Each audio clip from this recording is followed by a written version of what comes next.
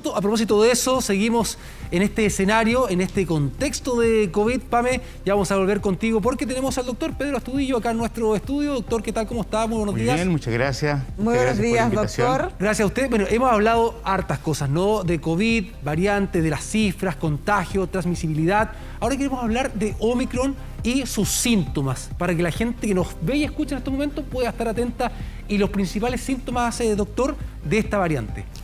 Claro, esta es una variante que, como dice su nombre, tiene características un poquito distintas de las anteriores, de la original, que fue la de China, y después las que se han nombrado con las letras griegas a lo largo del tiempo. Ya.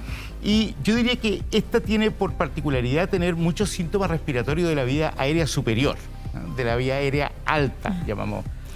Y eso significa dolor de garganta como un síntoma bien predominante.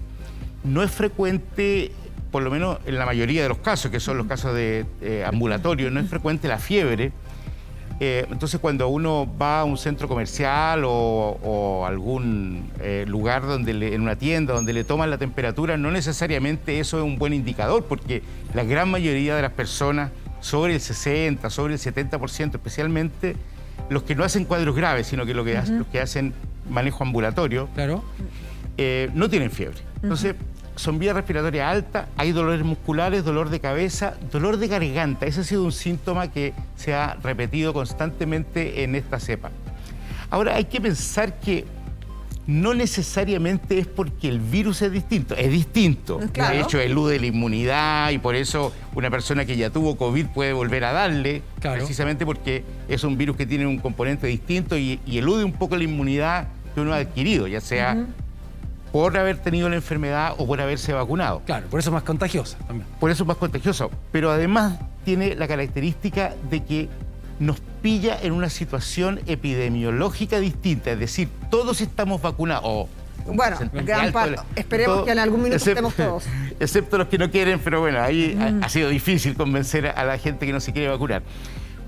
Pero nos pilla de una manera distinta. Entonces, aunque el virus tenga la misma gravedad, por ejemplo, no da muchos síntomas de neumonía o de estos cuadros graves que teníamos cuando no estábamos vacunados. Y por eso que da la impresión en el global que es más leve, pero los no vacunados les da grave igual esta Omicron. Claro. Doctor, ya sabemos que esto se propaga rápidamente y también tiene una data de duración en los síntomas. ¿Cuándo tengo que esperar? Por ejemplo, ¿cuántos días tengo que esperar si me duele la garganta, si tengo un malestar general, que incluso puedo tener un poquito de dolor de fiebre, que son como los síntomas que están asociados a un posible diagnóstico de tener el virus? ¿En qué minuto tengo que ir a consultar por un examen PCR, por un antígeno? Yo diría, hay dos aspectos que considerar. Primero, que los síntomas en general de Omicron son un poco más cortos que los antiguos virus, duran menos días. Pero si uno tiene, no hay que esperar todos los síntomas, porque nadie los tiene todos los síntomas, pero si hay decaimiento, dolores musculares, el paciente se siente como apaleado, tiene un poco de molestias en la nariz, sobre todo si tiene además un poquito de fiebre, es preferible que consulte porque quizá tenga que hacerse un examen que identifique el virus. Claro, por ejemplo, perdón, doctor, tenemos acá en pantalla lo que estábamos viendo ustedes recién, ahí también en pantalla completa, pero nosotros aquí también acá en nuestro estudio respecto a estos síntomas, ¿no? La fiebre, tos leves, estornudos, fatiga, dolores corporales. Pero aquí usted agrega la que había señalado antes, que se ha visto en muchos casos el dolor de garganta. El dolor de garganta como... Eso puede ser un indicador. Mira, ahí está, exactamente, claro. Pero acá como dominante, ¿no? Claro.